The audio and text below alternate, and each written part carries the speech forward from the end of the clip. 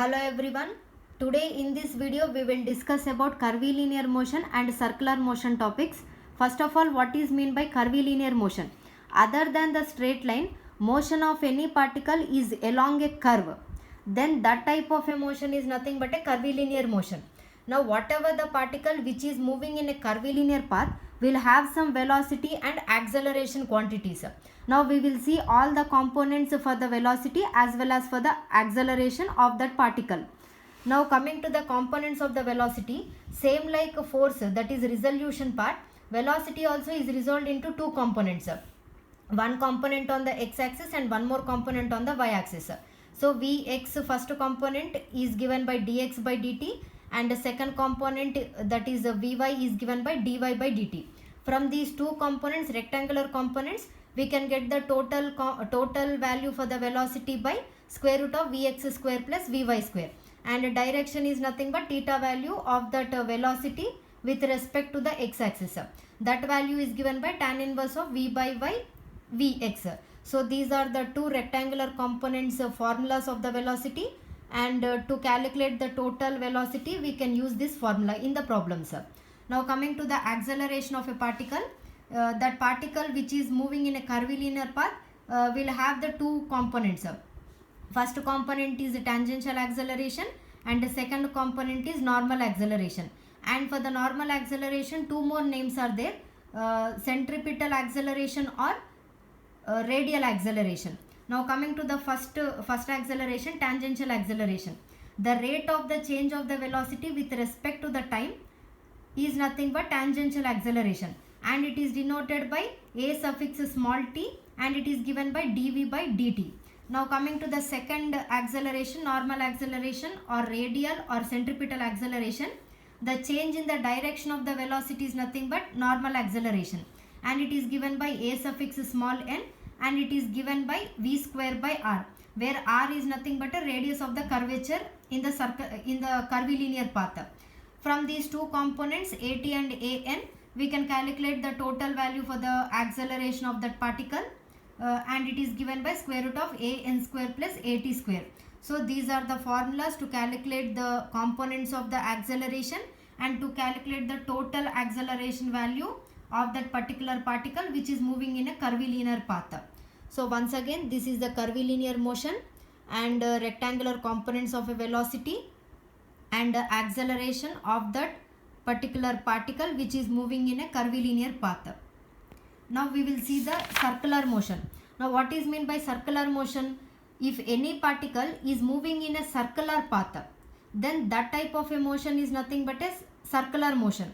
And a circular motion is nothing but a special case of a curvilinear motion only. And we can say that any particle is said to be in a circular motion if its distance from the fixed point. Distance is nothing but radius value of that particular circular path from the fixed point. Fixed point is nothing but center point. So r value in the plane of the rotation is constant. Whenever that radius value from the fixed point in a circular path is a constant value, then we can say that particle is in a circular motion. Now we will see the differences between two motions, that is rectilinear motion, linear motion and circular motion. So under the kinematics part, we will get the terms like displacement, velocity and acceleration. Now we will see all the formulas, all the relationships between the linear motion and circular motion. Now generally displacement is denoted by s in the linear motion, and it is denoted by theta in the circular motion, and final velocity is denoted by v in the linear motion and omega in the circular motion. Initial velocity is denoted by u in the linear motion and omega naught in the circular motion. Acceleration is denoted by a in the circular motion and alpha in the circular motion, and all these terms in the linear motion are nothing but linear quantities like linear displacement, linear velocity and linear acceleration.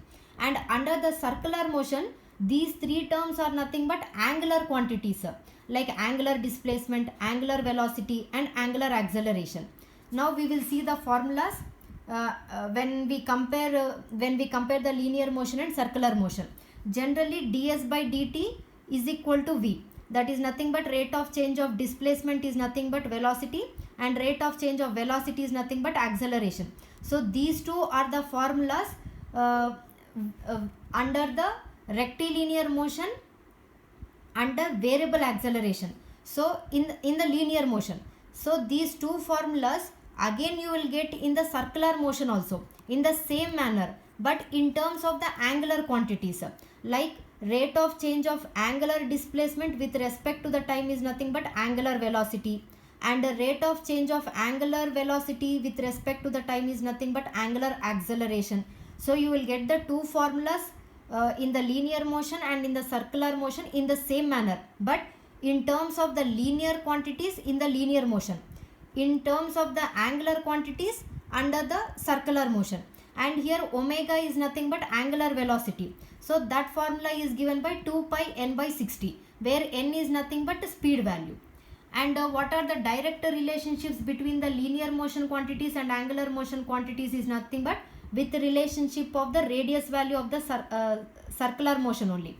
That is nothing but s is equal to theta r, linear displacement is equal to angular displacement into radius value, and v is equal to omega r, linear velocity is equal to angular velocity into radius of the circular motion. Next, a is equal to alpha r, linear acceleration is equal to angular acceleration into radius value. So these are the direct relationships between the linear motion and circular motion. And now we also know that there are four formulas under the rectilinear motion under the uniform acceleration. So these are those four formulas under the linear motion.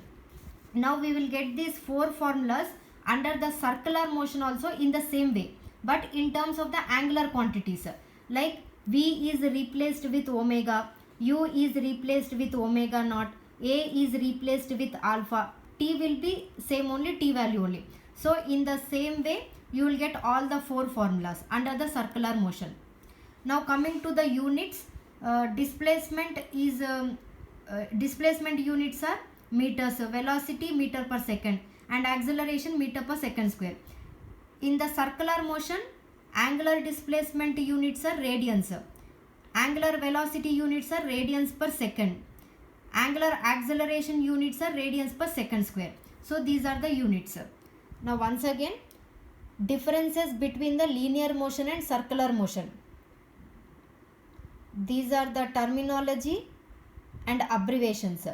Next, these are these two formulas are under the variable acceleration formulas.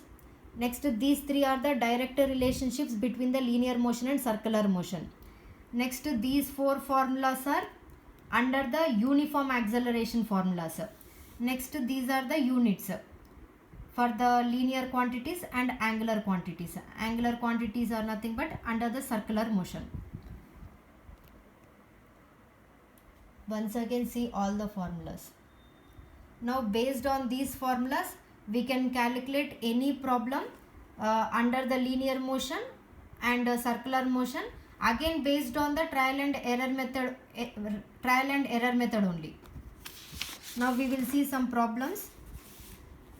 So here this is the first problem. Here a flywheel which is at the rest is nothing but initial velocity will be 0.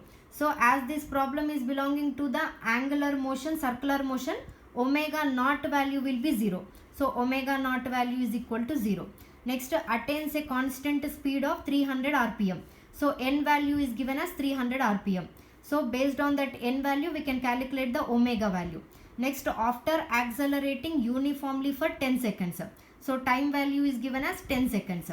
Now what we have to calculate? Determine n number of the revolution made by the flywheel during this speed. So number of revolutions is nothing but angular displacement quantity only, that is nothing but a theta value. So they are asking to calculate number of the revolutions, angular displacement, that is nothing but theta value. Now how to calculate the theta value? There is no fixed formula to calculate the theta value. So we need to use the trial and error method, and by using all these four formulas we can select any one formula according to the given data. We can select any formula according to the given data, and we need to calculate the theta value. So here, to calculate the theta value, alpha value, angular acceleration value is not given in the question. First of all, we will calculate the alpha value. So to calculate the alpha value, we need the omega value. That value also that is not given in the question. Only n value is given, that is speed value. So based on the speed value, n value, we know one formula. Omega is equal to 2 pi n by 60. So substitute that 300 in this omega formula. Then you will get the omega value like 31.416 radians per second. Now we know the omega value, omega naught value, and time value is given in the question. Now according to the first formula, that is V is equal to U plus AT. Now change that formula in terms of the angular quantities. Then you will get the formula as omega is equal to omega naught plus alpha t. Now substitute all the values in this formula, you will get the alpha value. Now what is the second formula? S is equal to ut plus half at square. Now change that formula in terms of the angular quantities. You will get this formula like theta is equal to omega naught t plus half into alpha t square.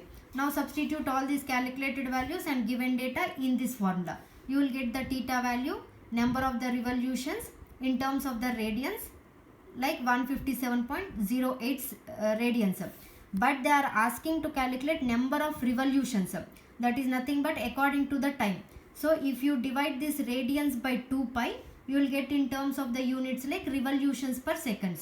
So you got the value number of the revolutions as 25 revolutions per second.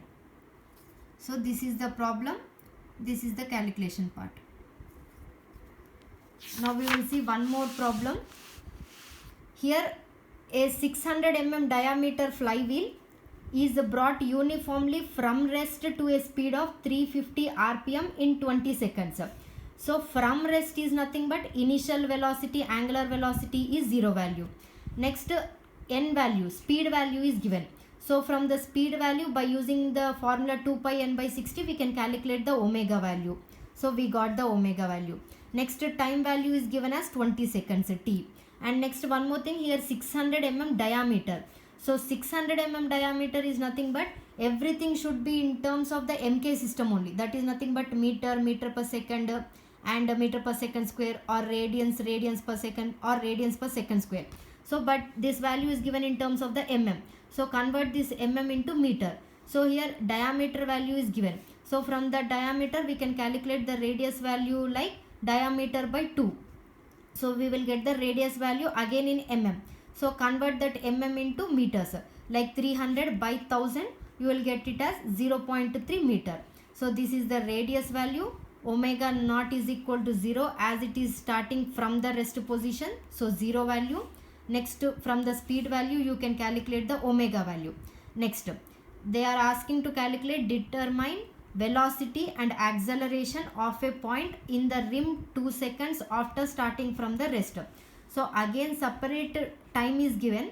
After that 2 seconds they are asking to calculate velocity and acceleration.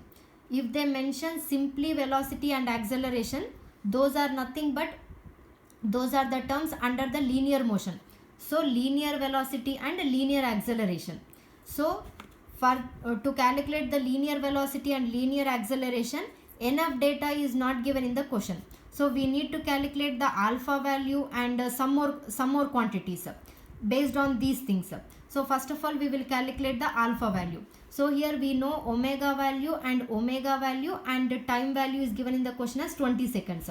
So based on those data we can calculate the alpha value by using the first formula, that is omega is equal to omega naught plus alpha t. So substitute all these values in the first formula, you will get the alpha value. Now after 2 seconds we need to calculate the velocity and acceleration. So after 2 seconds we will calculate the angular velocity value again by using the first formula only. So omega is equal to omega naught 0 value, again here from rest is given. So 0 plus alpha value we have already calculated into time is given as 2 seconds. So substitute 2 value here. Then you will get in terms of the angular velocity after 2 seconds. So we need to use this angular velocity after 2 seconds to calculate the linear velocity after 2 seconds. Now what is the direct relationship between the linear velocity and angular velocity? V is equal to omega r. Now we know the omega value and we know the r value also, like 0.3 meters. Now substitute these two values in this direct relationship. We will get the linear velocity. Now how to calculate the acceleration? We know that acceleration is resolved into two components, tangential component and normal component, and we know the formulas also. Now at is equal to alpha r. We know the alpha value, we have already calculated, and we know the r value, that is directly given in the question. Now substitute those two values, we will get the at value. Next, an formula is v square by r. V is nothing but linear velocity only, that we have calculated here. Next, r value, that value is given in the question. So substitute all the values in this formula, we will get the an value. Again, from the Pythagorean theorem, we know the total value for the acceleration. Formula is given by square root of an square plus at square. So by using that formula and substituting these two formulas in that formula, we will get the total linear acceleration value. Now see the problem once again. This is the calculation to this is the problem to calculate the linear velocity and linear acceleration. So these are the problems under the circular motion, under the uniform acceleration. Now we will see one more problem, circular motion problem only, under variable acceleration. Under the variable acceleration means we have to use the differentiation method. Now see here, the angle of the rotation of a body is given by the equation theta is equal to one equation is given. So here theta is nothing but angular displacement only. Next, here they are asking to calculate angular velocity, that is omega, and angular acceleration, that is alpha, of the body when t is equal to 0 and t is equal to 4. So here directly t values are given in the question. So we need to substitute these two values in the equations of the theta, omega and alpha. Then we can get the values of omega and alpha value. Now here theta is nothing but angular displacement equation only. So make it as the first equation. Now if we differentiate the theta value, we will get the omega value. That is nothing but rate of change of angular displacement is nothing but angular velocity. So differentiate this equation. You will get one more equation. Make it as the second equation. Next, again differentiate this second equation. You will get the alpha value. That is nothing but rate of change of angular velocity is nothing but angular acceleration. So we will get the third equation in this way. So first, second and third equations, angular displacement, angular velocity and angular acceleration. Now what we have to calculate? Angular velocity when t is equal to 0 and t is equal to 4. Angular velocity is nothing but second equation. So substitute this 0 and 4 seconds in the second equation. In the second equation, you will get the omega values in terms of radians per second.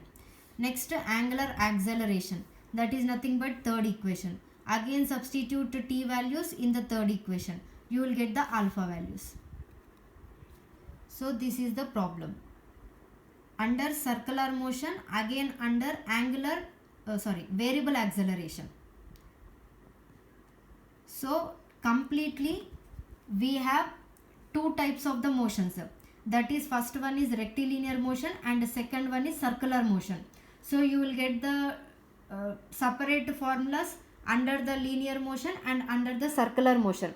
So we need to identify the problem, whether it will come under the rectilinear motion under uniform acceleration, or rectilinear motion under variable acceleration, or circular motion under uniform acceleration, or circular motion under variable acceleration. Completely 4 types of the problems will be there. So you need to identify the problem first of all, then you need to apply the formulas. Again, according to the trial and error method process only, you need to calculate the problem, as these all the 4 types of the problems will come under the kinematics part only. So these are the problems which are related to circular motion and linear motion.